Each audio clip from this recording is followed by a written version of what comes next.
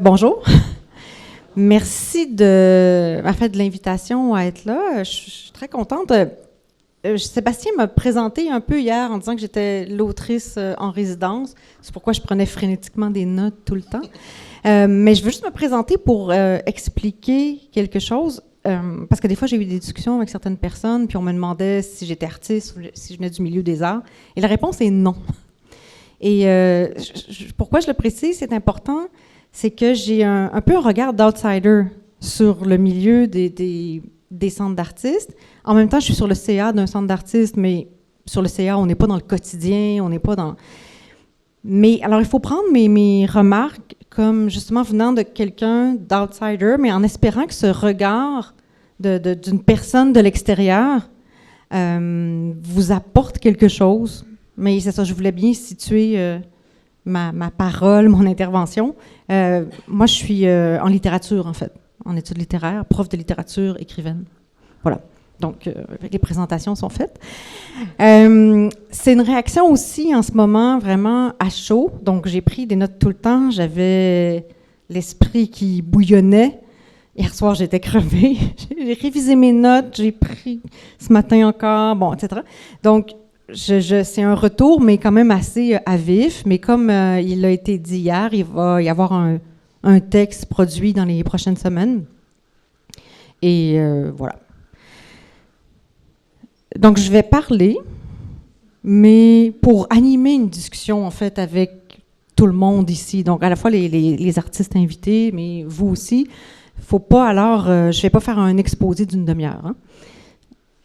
Et je veux commencer, en fait, par vous proposer 2 listes de mots. C'est en relisant mes notes, j'ai décidé de faire... au début, je pensais faire une liste, puis je me suis rendu compte qu'il fallait que j'en fasse 2. Je vais vous expliquer pourquoi. La première liste, c'est des mots que j'ai entendus, parfois vraiment plusieurs fois, et qu'on peut s'attendre à entendre dans ce genre de rassemblement avec comme thème écosystème. Et l'autre liste, c'est des mots un peu plus surprenants que je vous propose et qui peuvent ouvrir la réflexion, donner des pistes de solutions. Il a été question beaucoup de défis et d'obstacles, mais bon, etc., d'entretenir la flamme aussi. Donc voilà, la première liste, les mots ne vous surprendront pas. Enfin, s'il y en a qui vous surprennent, vous me le direz. Communication. Hier, communication dans... Est-ce que je pense que c'était pour entretenir la flamme? Je crois que toutes les interventions ont utilisé ce mot-là, les différentes équipes. Donc, communication, collaboration, solidarité, vulnérabilité, mission, valeur, rassemblement, mobilisation, partage, réciprocité, écosystème et collectivité. Donc, je pense que ça résume beaucoup au moyen d'une liste. C'est intéressant, des fois, les listes. Et l'autre liste, punk, archives, transparence, atypisme, plaisir, temps, savoir, amitié, pragmatisme, ralentir, plasticité et cercle. Est-ce que cette liste vous étonne un peu plus? Est-ce que ça fait quand même des échos avec... c'est beaucoup inspiré des discussions, des présentations aussi. Plasticité, ça vient de ce matin, d'ailleurs. Je ne sais pas si vous avez des réactions par rapport à cette liste de mots, soit devant, soit dans la salle. Allô? Ben non, moi, je suis vraiment pas surprise. Ça marche pas? Ça marche? Allô? Oui, c'est ça, je suis pas surprise. C'est des mots qui sont ressortis quand on vient de faire notre planif stratégique. C'est des mots qui sont sortis lors de nos consultations des membres. Donc, ils veulent plus de punkitude. Fait que non, je suis pas surprise.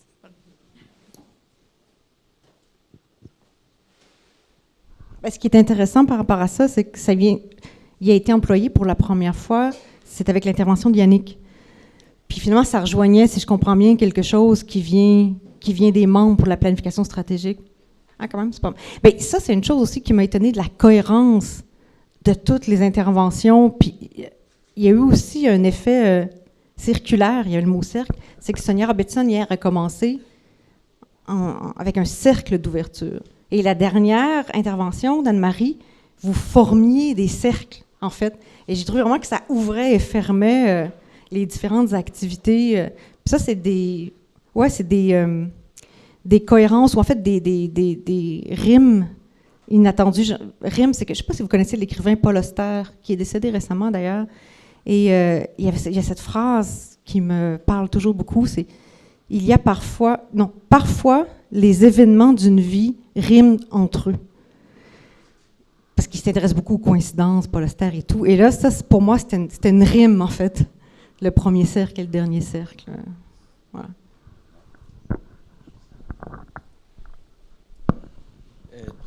Dans ce même sens, je trouvais que, on va dire, je ne sais pas comment on pourrait le décrire d'ailleurs, l'intervention qu'on a vécue, là, mais c'était comme une activité créative aussi. Là. En tout cas, plein d'affaires. Je ne m'attarderai pas à ça. Mais je trouvais que c'était vraiment une belle mise en abîme de ce qu'on vivait nous-mêmes, évidemment, là aussi. Puis comment on essaie de vivre d'une certaine façon, en communauté, en se rassemblant en forum. Oui, donc je trouvais que c'était directement le doigt dessus. Là. Même des fois, pour les personnes qui étaient dans le cercle, je ne sais pas pour les autres, mais moi, en tout cas, il y a des moments où j'essayais de choisir ce que j'allais lire. Là. C'était pas toujours possible, évidemment, parce qu'il y a quelqu'un d'autre qui le prenait. Mais il y a quelque chose d'intéressant là dans les dynamiques qu'on vivait. Et il y avait plus d'un cercle en plus. Donc, il y avait ces cercles-là qui étaient un à côté de l'autre, mais je trouve que c'est des dynamiques qui sont semblables, qu'on peut vivre nous aussi, donc en tant que regroupement, là, finalement. C'était fascinant aussi dans les cercles à quel point c'est pas arrivé souvent que deux personnes parlent en même temps. Comme si chacun... Puis il y a quelque chose aussi sur les groupes dans ton livre, Anne-Marie, que chacun a sa place sans prendre la place des autres. Je veux dire, ça arrive évidemment, là, mais c'est vraiment pas arrivé souvent. Je ne sais pas si c'est comme ça d'habitude ou... Oui, vous m'entendez? Il n'y a pas d'habitude. Mais j'ai remarqué pendant la lecture, il y a eu un moment, il y a un cœur qui s'est formé. Tu sais, oui. Très, très beau. Puis c'est ça, moi, je l'ai beaucoup fait expérimenter. En fait, je ne l'ai pas dit, mais cette lecture-là s'est fait aussi, c'était une performance dans l'installation. Et j'ai travaillé en collaboration avec des personnes que j'ai invitées à performer, qui étaient issues de plusieurs milieux différents.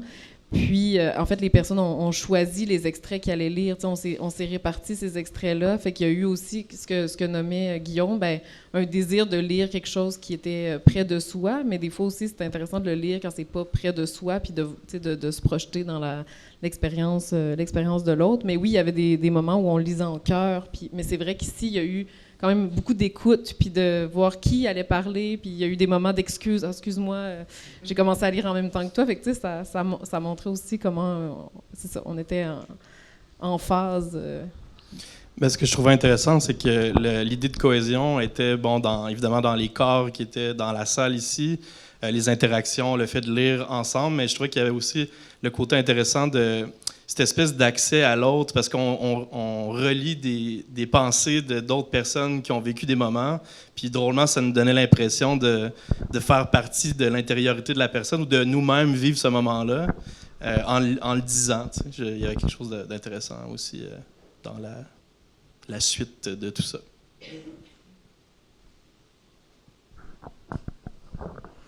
Je vais... Catherine, tu voulais dire quelque chose? Oui, vas-y.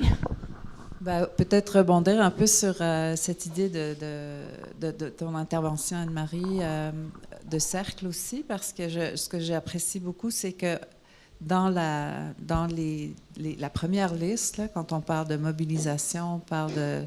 je ne me souviens plus, mais toutes les considérations plus qui sont portées vers l'extérieur, dans l'action, dans le politique, dans tout ce qu'on est en train de vivre aussi beaucoup il y a cette intériorité qui est à la base, puis il faut s'en souvenir, puis il faut se ressourcer aussi dans ce cercle plus intime, peut-être, puis en lisant le texte. Donc, il n'y avait pas juste la configuration, mais aussi, il y avait aussi vraiment de se reconnaître, pas dans tout, mais dans cette idée que, ah oui, puis je me pose la question à moi-même, tu sais, puis moi, alors, où je puise mon énergie, puis oui, surtout, moi, en ce moment, une question beaucoup d'énergie, où je la puise pour être capable d'agir vers l'extérieur. Donc, les cercles vont être comme plus excentrés, vont s'agrandir. Ouais. Ah, oui, c'est à peu près ça que je voulais partager.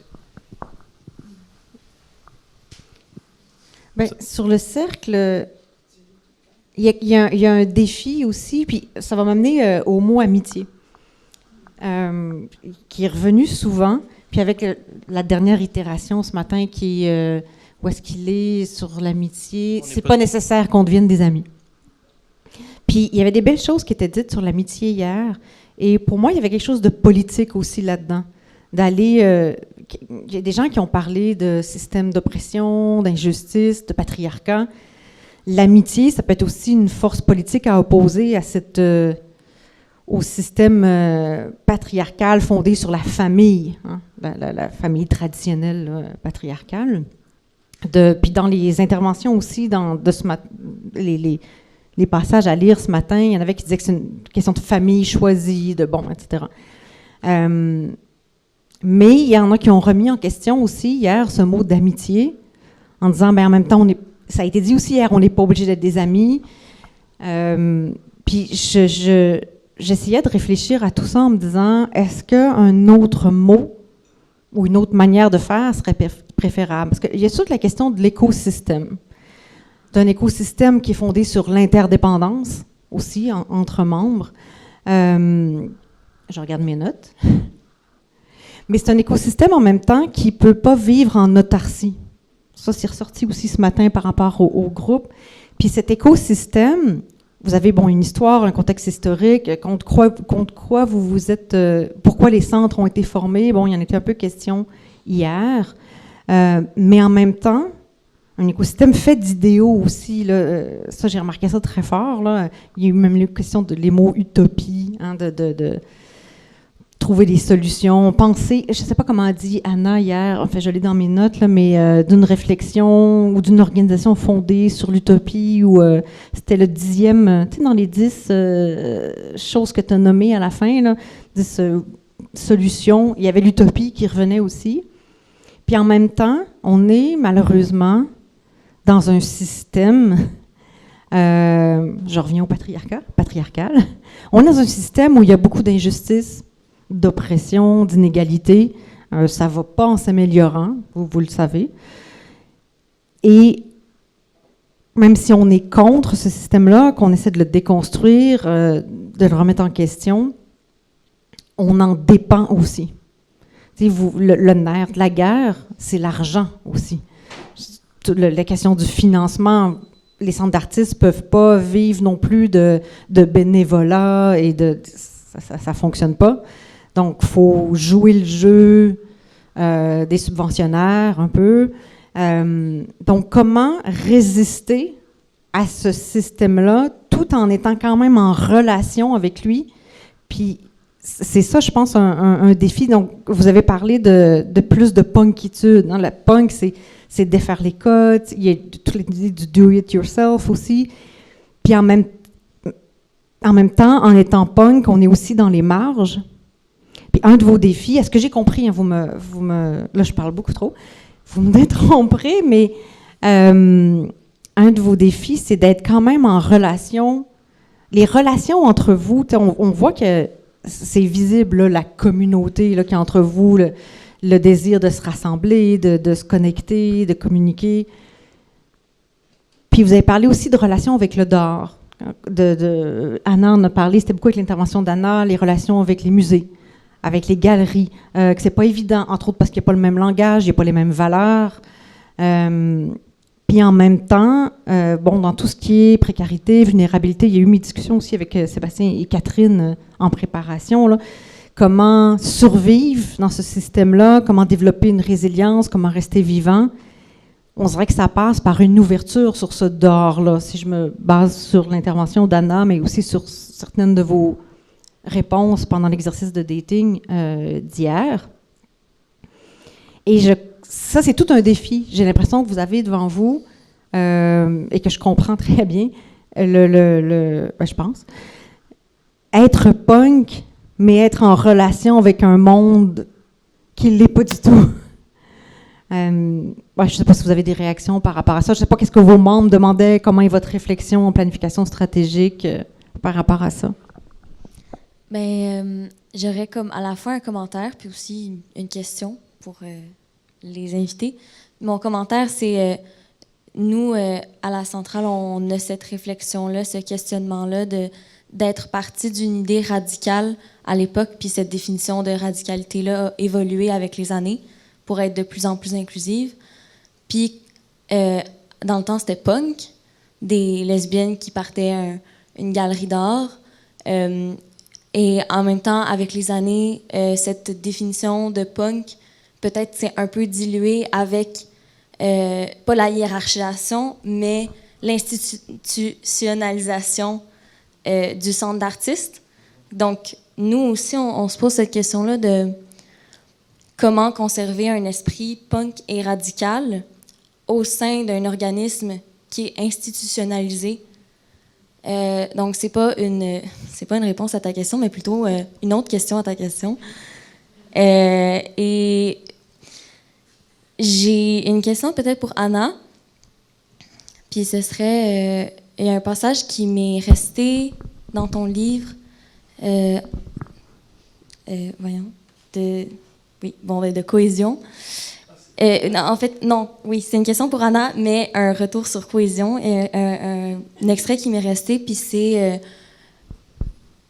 un témoignage qui dit peut-être que les femmes, en fait, ont un besoin, ont une facilité ou un besoin de se retrouver en communauté puis de s'organiser collectivement qui est plus présent. Puis est-ce que, Anna, dans tes études, dans tes analyses, tu t'es fait une réflexion par rapport à la place des femmes dans les centres d'artistes, puis est-ce que tu as des instants de « OK, oui, il y a des facteurs, il y a des obstacles, et ça, c'est parce qu'il y a des acteurs qui sont des femmes ou des minorités de genre. » Donc, de comment ça s'est installé dans ta réflexion. Ouais. Oui, j'ai beaucoup lu là-dessus. Puis, en fait, je donnerais peut-être le micro à Amber et qui a plus d'expertise, disons, dans tout ce qui est centre d'artistes autogérés féministes. Si tu as envie d'en discuter, je veux pas... Non, je veux pas discuter, mais je veux souligner que la centrale n'était pas fondée par des lesbiennes.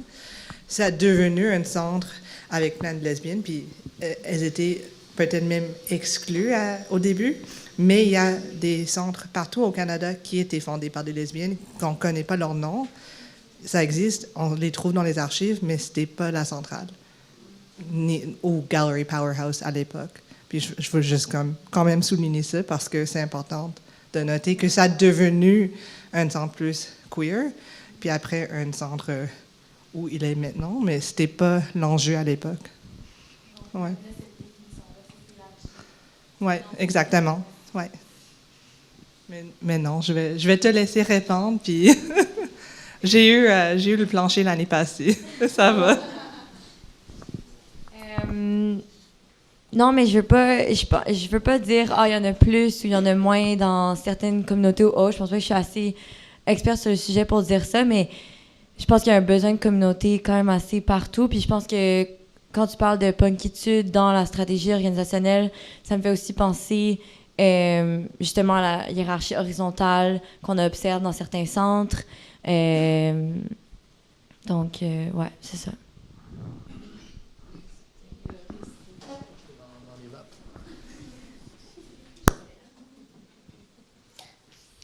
Ça me fait penser beaucoup après nos activités puis toutes nos discussions, à l'idée d'être punk, mais aussi de vouloir avoir de la sécurité. Puis comment est-ce qu'on achève cette sécurité? Est-ce que c'est en s'institutionnalisant? Est-ce que c'est en créant des hiérarchies et des systèmes de pouvoir? Des fois, c'est comme... Je pense que la manière qu'on cherche cette idée de sécurité, ça pourrait être en plusieurs manières, mais il y a un peu, je vois ça comme en construisant soit des hiérarchies puis des systèmes qui peuvent devenir un peu oppressifs, juste fondamentalement dans leur nature, mais aussi il y a une manière de trouver sécurité dans la communauté, puis avoir cette idée plus peut-être circulaire où on partage les ressources et c'est bienveillant. Puis c'est intéressant simplement de voir comme un peu comment ça se déroule avec le temps aussi. Les centres d'artistes, on est vraiment dans un moment où ça fait presque comme une cinquantaine d'années où il y a une présence des centres d'artistes vraiment forte à Québec. Puis où est-ce qu'on est maintenant, puis qu'est-ce qui est important à conserver en réfléchissant à cette idée d'être punk, mais aussi vraiment précaire, puis est-ce que ça doit être main en main ou est-ce qu'il y a une manière de trouver la sécurité quand même en être punk? Puis pour moi, c'est vraiment la réponse, ça serait comme un peu la communauté. Alors c'est vraiment important de réfléchir comment est-ce qu'on essaie de trouver cette sécurité. Puis c'est clair qu'on a tous une dépendance forte au fonds public. Alors, ça mène aussi à une institutionnalisation parce qu'il faut justifier nos façons de faire et nos mandats. Mais, ouais, c'est plus une réflexion, en fait. Mais juste, qu'est-ce qui crée cette sécurité, mais aussi quand même en essayant d'être alternative et qu'est-ce qui sont les besoins aussi du milieu qui existent maintenant et qui sont émergés, peut-être qui n'étaient pas là avant. Puis je pense vraiment d'écouter les artistes dans le milieu, qu'est-ce qu'ils ont besoin, surtout en étant des centres d'artistes. Est-ce que ces besoins ont évolué avec le temps? Puis voilà. Oui, moi, ce que je veux dire, en fait, c'est un commentaire, là, mais j'imagine que vous pourrez rebondir si jamais.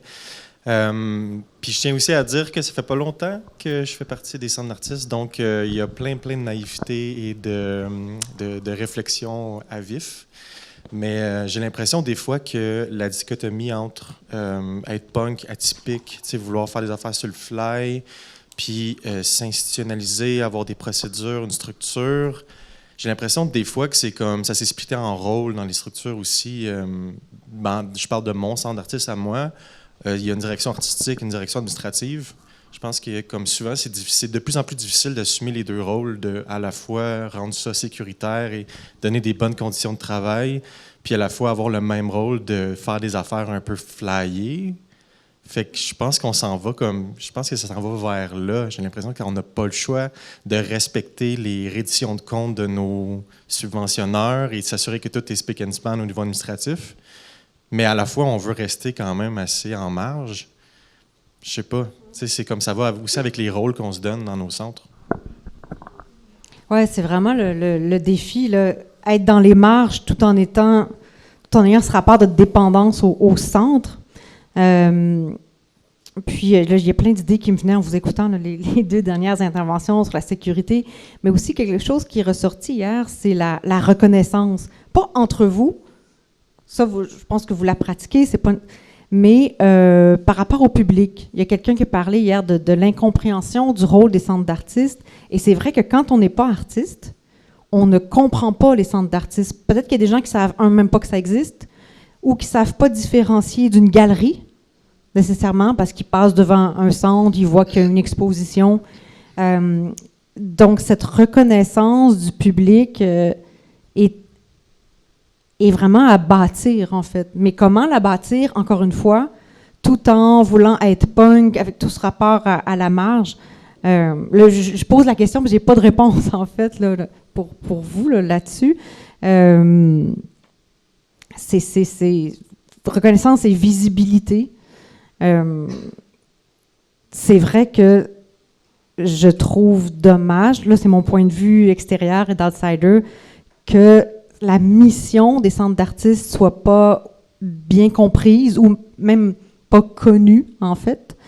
Ça a sa place dans l'écosystème artistique.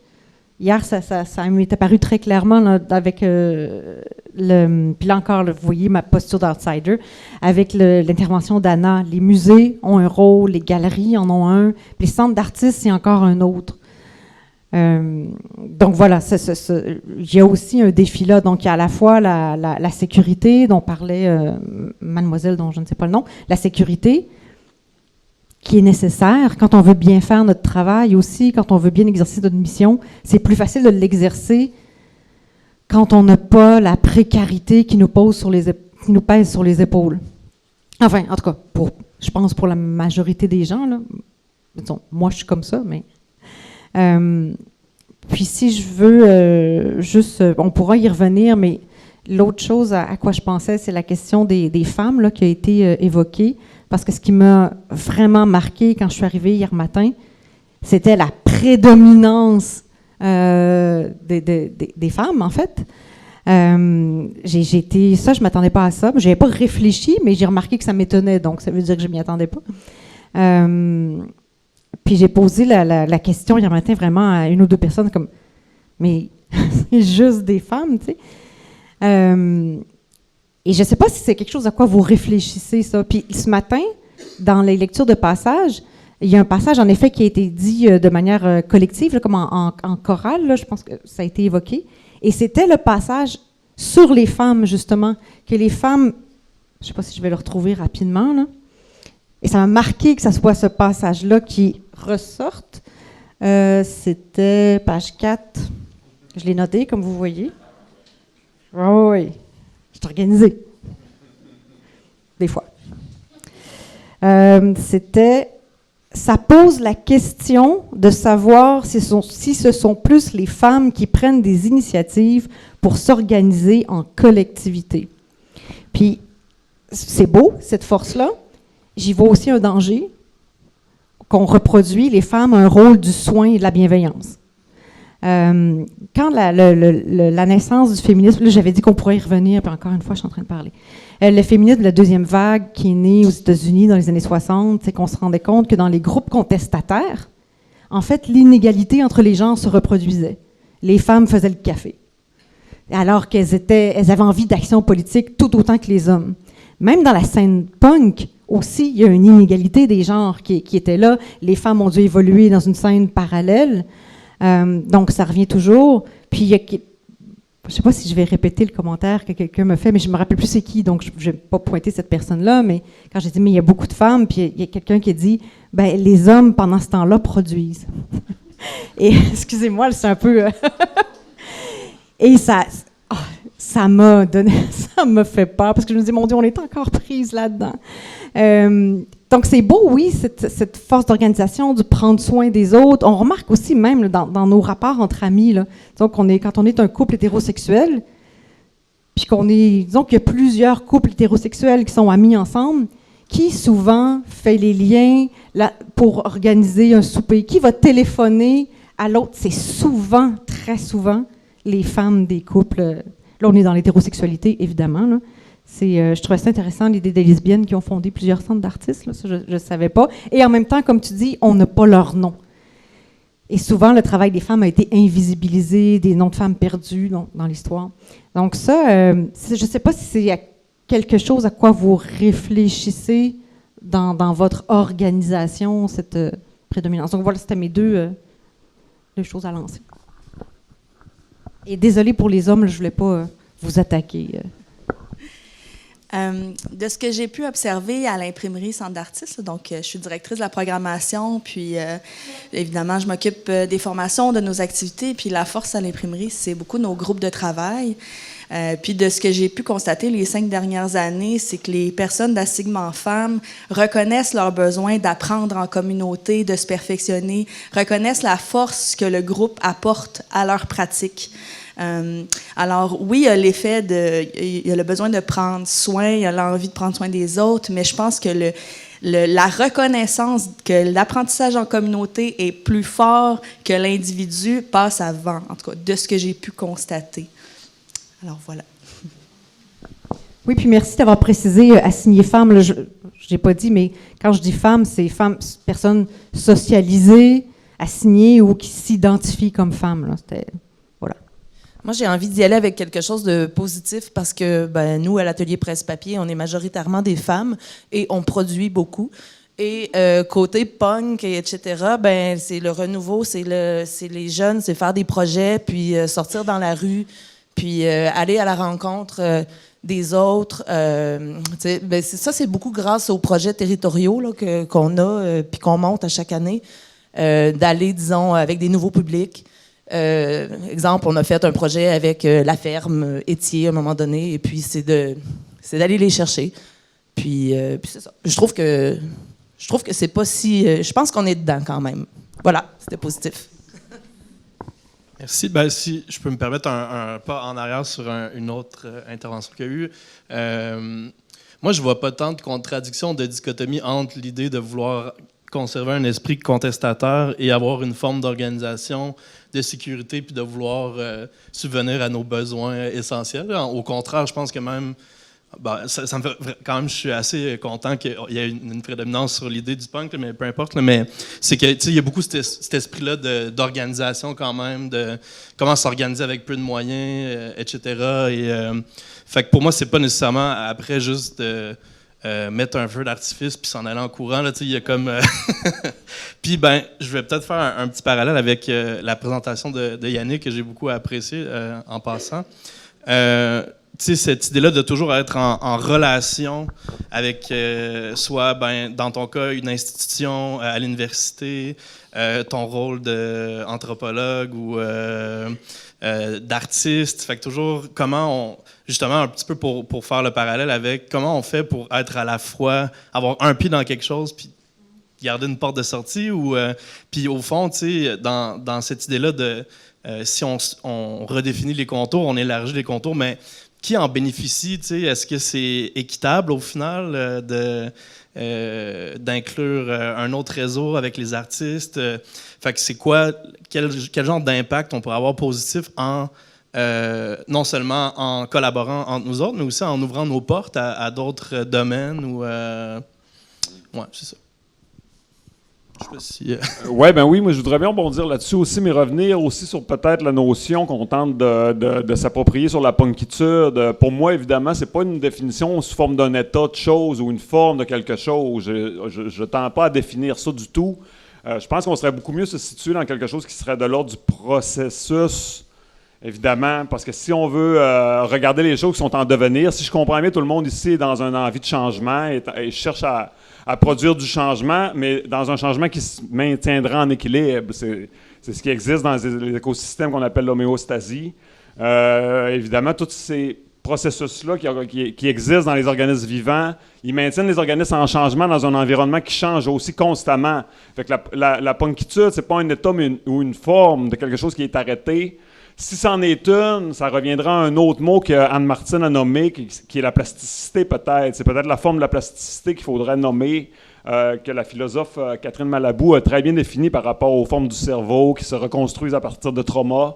Fait que regardez peut-être quels sont les types de changements qu'on peut apporter qui produisent un réel déséquilibre. Au fait, moi, c'est ce que j'ai essayé de tenter d'approcher dans ma pratique artistique. Maintenant, ma pratique artistique est un peu en morceaux. comme vous l'avez vu peut-être dans ma présentation, puis je tente de la reconstruire, voir si ça a fait du sens, dans quel monde elle en ferait du sens. Ça, c'est le deuxième type de changement. Puis lui appartient vraiment à une définition du punk qui est de l'ordre du processus, parce que c'est un changement qui équivaudrait non à dire plus ça change, plus c'est pareil, mais ça équivaudrait à dire quand quelqu'un nous dit bonjour, on répond en pleurant. Ça, c'est un vrai type de changement qui fait une réelle différence. Puis ça peut être appliqué à n'importe quoi. Fait que pour ça, il faut produire quelque chose qui serait une espèce de pensée contre nous. Puis ça équivaut aussi à intégrer toujours des nouvelles marginalités. Pour moi, la marge, c'est quelque chose qui se réinvente au quotidien. Si on intègre aujourd'hui des marginalités de genres différents, ben il y a des nouvelles marginalités là, maintenant qui apparaissent encore. Puis il faut se questionner sur comment eux ou elles les intégrer. Fait que c'est un work in progress, c'est pas même si on décide d'être une attitude punk, déjà le mot attitude est déjà meilleur que état, je pense qu'il faut parler ou penser en verbe d'action peut-être déjà, là, punkifier c'est déjà mieux je pense. Ah vas-y, oui. Mon intervention va être...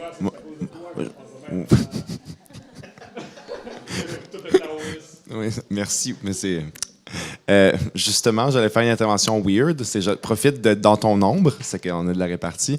Je voulais donner un remerciement aux boucs émissaires qui nous permettent d'avoir le sentiment d'appartenance dans un point de vue non dualiste. On ne remarque pas que, dans le fond, l'inverse de l'appartenance, c'est la marginalité, puis le fait d'être marginalisé, puis que, dans le fond, les organisations, les groupes, les solidarités se créent comme l'ombre est à la lumière en dette, ou que la lumière est en dette de l'ombre et qu'on ne peut pas exister sans... les dualistes ne peuvent pas exister sans leur contraire. Quand on a l'impression qu'on est vraiment together, c'est parce qu'on a l'impression soit que dans l'ensemble de notre vie, on est marginalisé puis qu'enfin, on appartient. Mais si on n'était jamais marginalisé de rien, on appartiendrait à tout et on serait de rien, on serait tous humains, il n'y aurait pas de différence. C'est que je sais pas, comme des fois, on a je trouve le réflexe facile de ne pas voir le rôle que la personne dissonante dans un groupe, la personne qui danse mal, la personne qui chante mal, qui nous fait prendre conscience du fait que le reste des gens chantent en unisson. Puis, en tout cas, c'est un commentaire bizarre, mais je trouve que des fois, on pense pas assez à cette... Quand on avait une exposition sur les ténèbres, la marche nocturne, puis la réflexion autour de la lumière, j'ai trouvé vraiment intéressante. Quand si tu allumes une lampe de poche dans une pièce sombre, il y a de la lumière, mais tu l'ouvrirais de jour, tu vois pas la lumière de la lampe de poche parce que tes yeux s'ajustent. La lumière, c'est relatif, tu sais. Puis on pense relatif, on dit c'est une phrase floue, mais c'est une question de relation. On voit l'exposition, on se rend pas compte quand on essaie d'enlever de la lumière, que nos yeux s'ajustent toujours à un nouveau contexte qui est en transformation constante. Puis c'est une invitation à réfléchir de façon non dualiste parce que je trouve que c'est quelque chose que les gens font déjà énormément dans le réseau des centres d'artistes autogérés, d'être dans un rapport de pensée, de toujours voir des points de vue différents. Puis ça, j'adore ça. Puis moi, j'arrive d'un milieu plus syndical où est-ce que les antagonismes sont coulés dans le béton, des logos CSN en métal, puis une vision, là, tu sais, l'antagonisme de classe entre le patronat et les travailleurs. Ça fait que, tu sais... C'est ça. C'est que je trouve que c'est une belle chose qu'on a de réfléchir les choses, de fucker les catégories. Oui, merci. Je veux juste dire une petite chose par rapport à ça. J'aime bien que tu aies parlé de la lumière. Puis merci pour le mot plasticité. J'espère qu'on va pouvoir y revenir. Mais hier, à un moment donné, il y a une phrase qui s'est... je me suis souvenue de paroles d'une chanson de Leonard Cohen. Et quand il dit qu'ils sont très connus, là, « There's a crack in everything, that's where the light gets in ». Puis toutes ces questions de vulnérabilité. Et il y a quelqu'un qui a parlé d'Humpty Dumpty hier et qui a dit... Mais est-ce grave de craquer? Puis là, je me suis dit, ah wow! Puis j'ai même écrit, en relisant ça ce matin, question politique importante. Parce que il faut aussi peut-être assumer notre vulnérabilité et reconnaître notre interdépendance. Le système dominant, hétéro-sexiste, etc., dans lequel on vit, veut nier les vulnérabilités, veut aussi se montrer fort, comme s'il n'était pas en interdépendance avec... On est tous, les êtres humains, en interdépendance entre nous, mais avec aussi les autres organismes vivants, avec le monde, etc. Là, je pars un peu loin, là, mais... c'est ça, cette vulnérabilité-là, et ce que tu as dit sur la plasticité, qu'il faut se reconstruire. Il y a des traumas. On craque souvent, mais un petit Dumpty, là, il vit quand même, puis sur son mur, puis, il est un peu baveux. il fonctionne. Quand même, c'est un œuf qui tient, qui a encore sa forme d'œuf, malgré ses craques. Humpty Dumpty. Ouais, je l'ai écrit ailleurs. J'avais mis parler d'Humpty Dumpty, mais. Ben, je vais craquer pour vous autres dès maintenant. Là. Moi, j'aurais envie de vous poser une question, tout le monde, aux membres aujourd'hui. J'aimerais ça savoir qu'est-ce que vous pensez, qu'est-ce que vous aimeriez faire, vous, pour le RCAQ puis pour les centres d'artistes qui menacent de tomber de leur petit mur là, à tout moment. Depuis 2019, il y a 3 centres d'artistes qui ont fermé leurs portes. J'ai plus de salive, excusez. Donnez-moi de la salive. Non, ça va. C'est ça.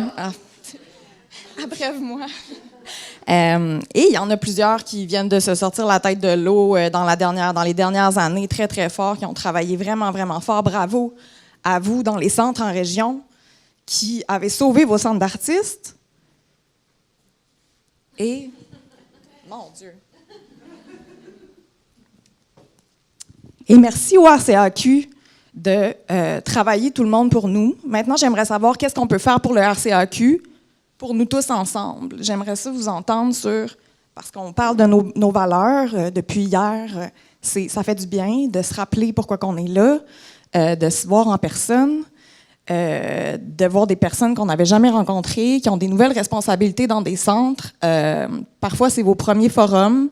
Puis c'est super important que vous vous sentiez concernés par ces questions-là, des questions qui sont politiques, puis que vous ayez le droit de pas juste parler des valeurs, mais de parler des actions, puis de poser des questions aussi peut-être sur le fonctionnement, sur comment vous pouvez vous impliquer, si vous avez besoin d'informations, quelle information vous voulez, par exemple. Donc moi, c'est ma question à vous, puis on peut faire des liens avec tous les beaux mots que tu as sortis, communication, énergie, moi je retiens ça. Comment qu'on se donne de l'énergie pour continuer puis qu'on craque pas, ou qu'on craque ensemble puis qu'on craque pas pour la peine, tu sais. Oui, puis j'aime bien ton intervention. On en a parlé hier un peu, toi et moi, Gabrielle, la question du pragmatisme. Oui, les idéaux, l'utopie, mais vous avez aussi, j'ai l'impression, besoin d'être pragmatique. C'est un peu ça. Je sais pas si je pense que je reflète bien. Oui, voilà. Je vous laisse parler maintenant. C'est quand même un peu une réflexion à la suite de ma première réflexion, mais puis j'espère que je ne parle pas trop loin de l'idée des actions concrètes puis de cette demande, mais je pense qu'en fait, en cherchant cette idée de sécurité, en se procurant des moyens, des finances pour garder nos centres ouverts, je pense que c'est vraiment important de tenir compte de comment est-ce qu'on maintient des relations équitables.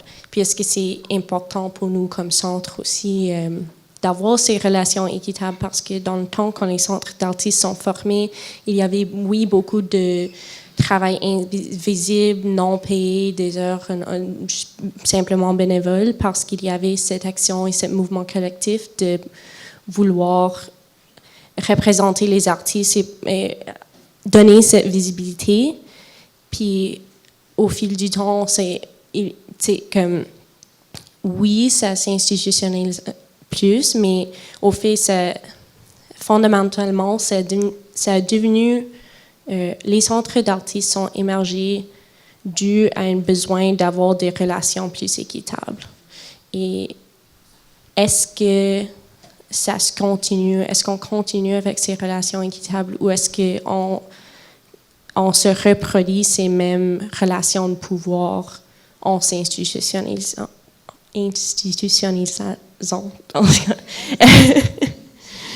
C'est ma deuxième langue.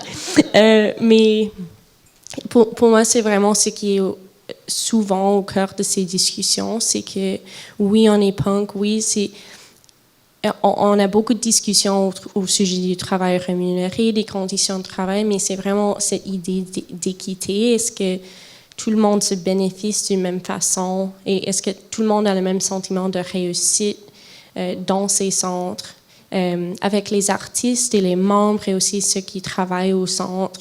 cette idée d'équité. Puis,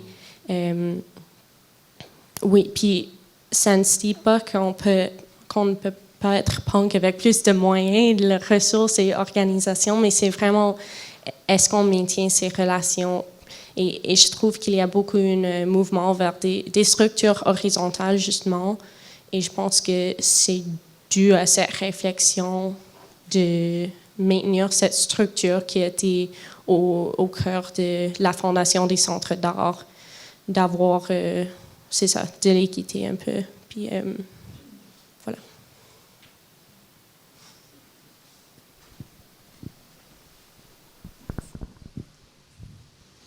Ben, je ne sais pas si je peux apporter une partie de réponse, mais c'est ça, ça fait une couple de mois que je suis aux communications au RCAQ, puis je trouve que vous en faites déjà, tu sais, quand même. Moi, ce qui m'aide, ben, c'est de savoir, hey, on fait ça. Il y a tel type d'action, tel type d'événement, donner des détails, tu sais, apporter des idées. Mais tu sais, je trouve que dans les derniers mois, il y en a quand même eu déjà pas mal, en lien avec les mobilisations politiques et tout ça. Fait que voilà. Bonjour, Catherine Gagnon, Langage Plus. Vous me connaissez maintenant. Tu sais, l'équité, moi, ce qu'on m'a appris, parce que ça, on est tous des artistes aussi, hein, on a étudié en art, il y en a qui ont presque des post-docs 5 fois. Mais on n'a pas étudié en administration des affaires, puis tout ça. Mais l'équité, c'est drôle parce que le consultant qu'on a engagé, il nous a dit que c'est quelque chose qui se ressent dans une équipe aussi. Donc, juste par instaurer une échelle salariale, les gens, ils savent qu'ils sont payés pour la valeur de l'effort qu'ils remettent, puis ils remettent moins en question l'équité. Et il y a une sorte quand même de hiérarchie là-dedans.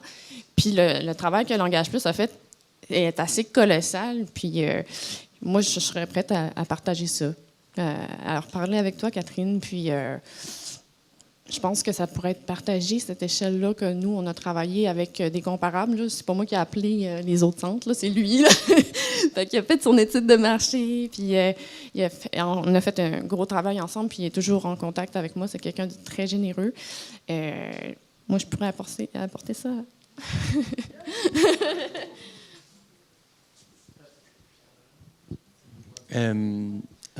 Excusez, j'ai-tu pris la place?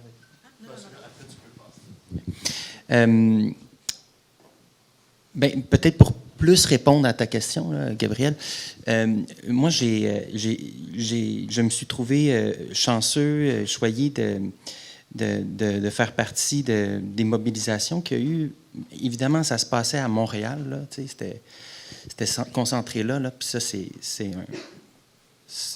c'est heureux que ça puisse avoir eu lieu, mais je pense qu'on a envie que ça puisse devenir plus large. Il y a certains, moi, je suis dans le collège des régions, là, mais j'habite tellement proche que c'était facile d'y aller. Bon, on va dire ça comme ça. Mais j'ai tellement senti que les gens étaient là, puis qu'on se soutenait, non pas... Parce qu'on va se le dire, là, le milieu des arts visuels, il est invisibilisé, là, un peu comme on parlait d'invisibilisation des femmes. Là, mais dans ce cas-ci, c'est les arts visuels, là, donc dans les médias, mais aussi pour la population plus en général. Parce que nos publics, ils existent, on en a des publics, mais ce qu'on veut, c'est que les gens plus en général connaissent les centres d'artistes, oui, mais aussi juste les arts visuels tout court, là, on est rendu là. Puis, je trouve que c'est nécessaire qu'on réfléchisse aussi ensemble la suite de ça, là. Il y a eu ces manifestations-là, mais c'est quoi la suite? Comment ça peut se manifester partout dans notre réseau? Et ça, je trouve ça intéressant qu'on puisse être ensemble, justement, puis de se dire, c'est quoi, où est-ce qu'on a déjà craqué un petit peu, puis qu'on ne sait plus quoi faire, là, mais comment s'aider? En tout cas, moi, c'est une réflexion que je trouve super intéressante à faire, puis à se dire, c'est quoi concrètement qu'on peut arriver à faire ensemble? Est-ce qu'on est capable de faire quelque chose ensemble? Bien, moi, je vais faire du pouce sur ce que Catherine a dit. En fait, nous, on est à la recherche de solutions. On s'est sorti la tête de l'eau, puis on ne veut surtout pas recouler. Puis, dans le fond, la solution qu'on a trouvée, je pense, c'est la mutualisation, le partage des ressources entre divers organismes de la région. Puis, je pense qu'on est amené à réfléchir autrement puis à se diriger de plus en plus vers ça, c'est-à-dire d'ouvrir nos horizons puis d'ouvrir les portes à... On partage des employés, on partage des ressources, puis je pense qu'entre le RCAQ, on pourrait faire ça, partager de l'information, des politiques, pour que ceux qui en ont pas soient mieux outillés, qu'il n'y ait pas tout ce travail-là à faire, parce que ceux qui l'ont fait, c'est colossal, puis ça prend vraiment beaucoup de temps. C'est bon? Moi, je vais venir avec le mot cercle. On a parlé beaucoup de nos vies à l'intérieur de nos organismes, mais donc pour moi, ça c'est comme un premier cercle, mais il y a un autre cercle concentrique qui est celui du RCAQ. Puis moi, j'ai envie qu'on parle de ça aussi, dans le sens où je trouve que les forums qu'on a, c'est vraiment des moments précieux. Aussi, on brasse des idées, on est dans le monde des idées, mais on peut brasser du concret aussi. Puis, je trouve que c'est vraiment des moments où la démocratie directe, où le partage d'informations peut prendre forme. Puis, en tout cas, moi, j'aurais un souhait, puis, je veux entendre si c'est aussi partagé ou c'est juste moi aussi qui fabule, mais on en parlait dans notre petit groupe Bleu Nuit hier, là, je vous vois pas tous. Mais, de peut-être aussi imaginer des forums où il y a des thématiques, mais il y a aussi un espace pour partager les choses concrètes, là, comme on vient de parler, de ressources, tout ça, puis de parler aussi de... je pense que le comité d'action politique qui a été formé à la suite du forum aussi l'année passée, comme joue un rôle de peut-être... de résumer un peu ce qui se passe, parce qu'il y a beaucoup de choses qui se passent, puis on est tous pris dans le quotidien, puis en tout cas, moi-même, j'ai eu de la misère à suivre à un moment donné, puis je suis tellement reconnaissante à l'équipe du RCAQ. Je ne sais pas combien de réunions tu as eu, Catherine, au cours de ce printemps. Tu ne dois même pas les compter. Mais justement, pour que l'information circule aussi jusqu'au monde, puis que ça soit comme bottom-up, de bas en haut. Puis, parce que je suis émue à chaque fois que je vous côtoie, puis je suis comment dire, inspirée, puis j'ai envie aussi qu'on arrive à collaborer dans ces choses concrètes-là.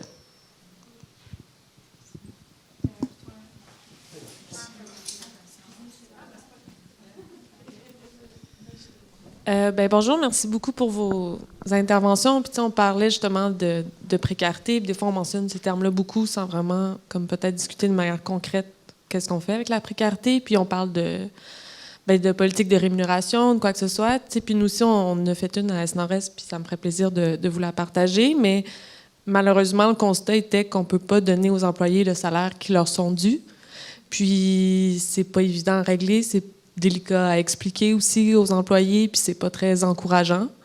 Puis là, les réponses du CALC vont rentrer bientôt. On n'a pas beaucoup d'espoir là-dessus, évidemment. Le CAC va venir aussi éventuellement pour certaines. Puis justement, moi, c'est mon premier forum, puis je suis aussi nouvelle comme direction générale dans un centre. Puis je trouve ça vraiment difficile, tout ce qui est des ressources humaines, justement. Je pense que c'est un point vraiment important. Oui, l'artistique est important, mais c'est aussi pour créer, il faut des bonnes conditions. Puis je me demandais justement, peut-être pas aujourd'hui, mais le comité action politique ou là, les manifestations, est-ce qu'il va y avoir une réponse qu'on prévoit peut-être au CALC, parce qu'on sait de toute façon que ça ne sera pas super. Fait que peut-être de continuer aussi les pressions à ce niveau-là, puis je nous encourage à peut-être pas arrêter d'être vocal, puis de continuer. C'est peut-être le moment aussi d'avoir de la visibilité comme centre d'artistes sur notre réalité. Ah, OK, excuse. Quelqu'un?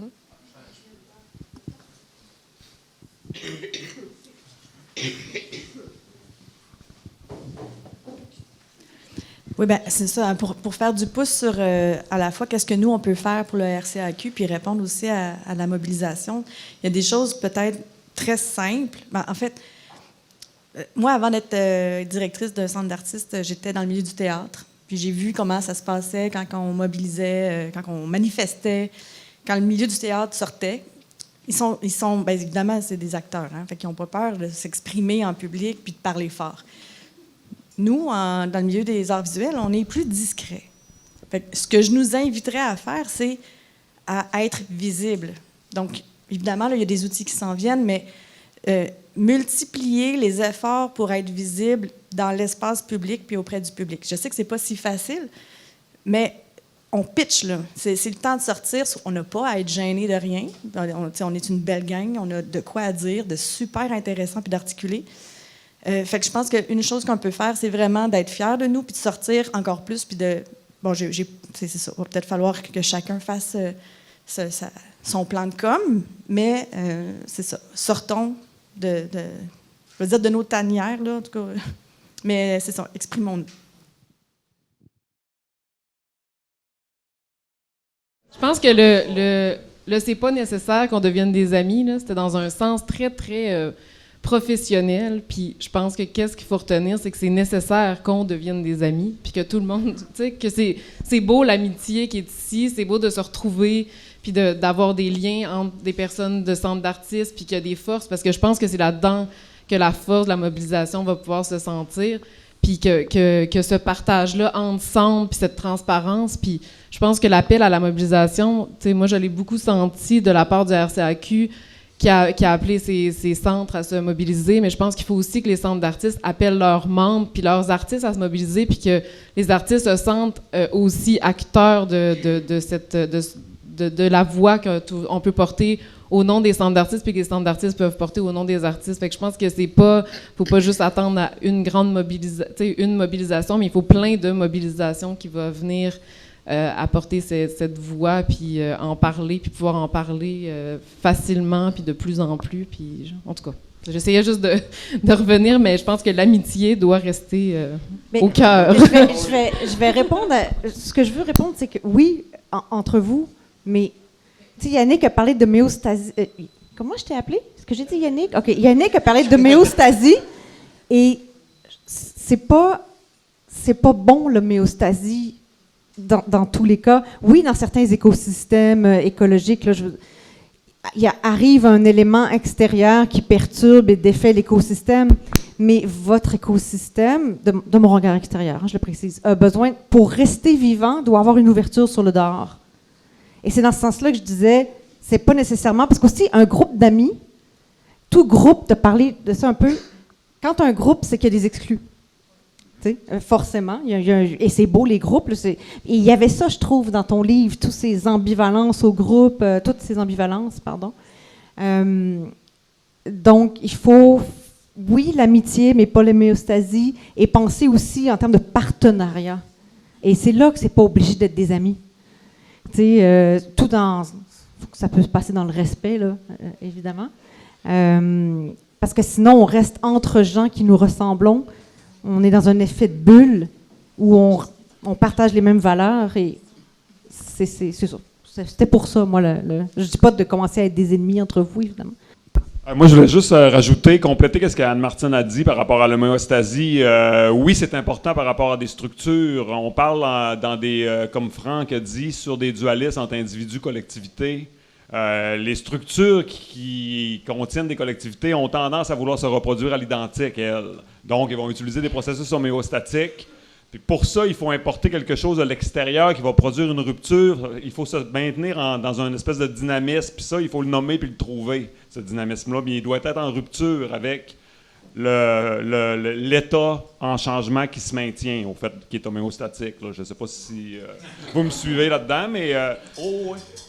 Il y a un apport interne qui se maintient, mais il y a un environnement constant. Quand on parle de contours intérieurs-extérieurs, sont au fait très arbitraires et abstraits, là, ces contours-là. Pour moi, être artiste puis parler avec des directions de centres d'artistes, c'est un changement de niveau quand même. Là. Je suis en train de parler avec une collectivité à mes yeux. Je ne suis pas en train de parler avec un individu. Puis pour la même chose aussi, quand on apporte des qualificatifs d'un individu sur une collectivité, d'après moi, on fait une erreur aussi de changement de niveau. Fait que... Si on dit on est amis ensemble, oui, on est amis ensemble, mais quand c'est des collectivités qui se comparent, est-ce qu'ils sont amis ensemble, est-ce qu'ils sont gentils, est-ce qu'ils sont méchantes? C'est des qualificatifs individuels. Moi, je pense qu'on fait une erreur de changement de niveau à ce moment-là. Ben, merci beaucoup. Donc, on a discuté de plein de choses, évidemment. Il y a plusieurs fils qu'on a suivis là, pendant cette plénière-là. La mobilisation, on a parlé de ça, mais aussi l'écosystème. Juste pour revenir peut-être un peu à cette idée de question d'exclusion. Puis quand on forme des cercles d'amis, des clubs, on exclut forcément. Puis je pense que c'est ça aussi, on peut l'appeler aussi la punkitude, mais je t'entends très bien, Yannick, il ne faut maintenant pas instrumentaliser le punk, s'il vous plaît. Mais aussi les brèches, en fait, ces brèches-là, the crack in there's a crack in everything. C'est aussi de réfléchir à qui est exclu dans nos écosystèmes, dans nos centres. Et puis on revient souvent avec l'idée qu'on n'a pas vraiment le temps de s'occuper des marginalités dans notre propre marginalité. Par contre, j'ai souvent eu l'idée que c'est par là, quand on s'ouvre à des besoins qui sont minoritaires, qu'on réussit à revoir le portrait complètement d'une autre perspective. Puis ces nouvelles perspectives-là servent à se mettre dans une posture de déconfort, de déséquilibre. Et puis, quand on parle d'équilibre, c'est ultimement un état qu'on recherche, mais je pense que tu l'avais dit ou quelqu'un l'avait dit, qu'il faut aussi peut-être des fois oser de se mettre dans ce déséquilibre, ce qui veut dire aussi de prendre ce risque-là, oser des fois, de sortir de nos façons établies de faire les choses. J'ai presque l'impression des fois que on va trop vite en accusant les subventionnaires que c'est leur faute. J'ai l'impression des fois que les subventionneurs nous disent dites-nous ce que vous voulez faire pour qu'on puisse soutenir ce qui émerge des pratiques artistiques, ce qui émerge des pratiques organisationnelles aussi. On a des comptes à rendre, puis c'est, je pense, une des choses qu'on peut faire valoir, c'est qu'ils nous alourdissent énormément le travail avec la charge administrative qui est demandée. Et ça reste comme un clou qu'on veut enfoncer encore et encore en le demandant. Mais en même temps, il faut aussi ne pas se plier devant cette idée que les subventionneurs attendent de nous de faire les choses d'une certaine manière. Je pense qu'il faut comme briser un peu cette coquille-là qu'on a l'impression d'être emprisonné à l'intérieur de ça. Donc, les cracks, en fait, c'est au quotidien. Je pense que, encore une fois, tu l'as dit, c'est quelque chose qu'il faut rechercher au quotidien. Comment il faut se donner du courage puis questionner nos façons de faire. Ou des fois, on a l'impression de fermer trop vite le cercle aussi. Donc, je ne sais pas si c'est clair ce que j'essaie de dire. Les liens qu'on est en train de tisser, pour moi, ça sert c'est comme une nourriture que je vois comme dans le cercle intérieur, de dire on est un centre d'artistes isolé dans une région ou dans une municipalité ou dans une ville, mais dans le fond, la certitude d'avoir aussi qu'il y en a d'autres qui vivent des situations, puis c'est vraiment une invitation à vous parler entre vous aussi. Il y a le RCAQ, mais il y a aussi vraiment les liens directs. Puis je pense qu'il existe de toute façon. Il y a plein d'exemples dans le milieu où les centres font ces collaborations, souvent autour de l'artistique, puis c'est ça qui est bien. Mais là, essayons aussi de le faire plus autour du politique ensemble, donc d'avoir cet appel-là d'agir et de réagir aux actions des autres. Il y a un centre qui a fait une manif ou qui a fait une action sur le toit de Méduse. Aimons ça. Montrons notre solidarité à dire « Wow, vous avez fait ça, on est d'accord, on vous soutient là-dedans. » Donc, c'est à plusieurs niveaux là, qu'on peut nous soutenir aussi, même si on n'est pas physiquement ensemble. Pour terminer donc, cette partie-là du forum, je veux faire un gros merci évidemment ou à nos invités. Donc, merci énormément Anne-Martine d'avoir assumé cette dernière partie. Yannick, merci pour ton intervention. Anne-Marie et Anna aussi. Sonia va nous rejoindre un tout petit peu plus tard. Je vais la remercier à ce moment-là. On a vraiment essayé aussi de faire appel à différents registres là, de l'intellect, de la vision extérieure aussi. C'était aussi une intention qu'on avait d'inviter des gens qui regardent un petit peu de l'extérieur notre milieu, et puis aussi le ressenti, l'expérience et le jeu. J'espère que le speed dating vous a quand même donné un peu envie là, de mieux vous connaître. J'aimerais beaucoup remercier Sébastien. Il est où? Il est allé se ressourcer. D'accord. Sébastien, donc, tu as fait une super belle job d'animation, d'encadrement de ce forum-là. C'est une grosse tâche, alors bravo. Et puis, je n'ai pas nommé mon équipe au début, alors je veux le faire maintenant. Un immense merci à Lucie Bureau,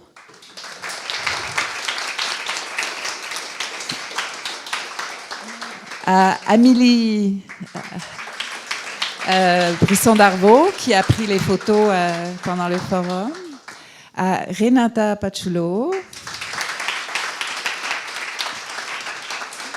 et puis à Mathieu Gouin, qui n'a pas pu être avec nous parce qu'il est malade, malheureusement, mais on lui donne un virtuel grand merci aussi. Merci à l'équipe qui a filmé aujourd'hui la séance. Et est-ce que j'oublie quelqu'un? Oui, merci. On vous prend pour acquis, tu vois. Un grand merci, Langage Plus Catherine et Mathilde Sagami. Toutes vos équipes, en fait, ont été vraiment instrumentales dans l'organisation de ce forum. Puis on est très chanceux, en fait, d'avoir pu venir ici au Lac-Saint-Jean. Puis merci.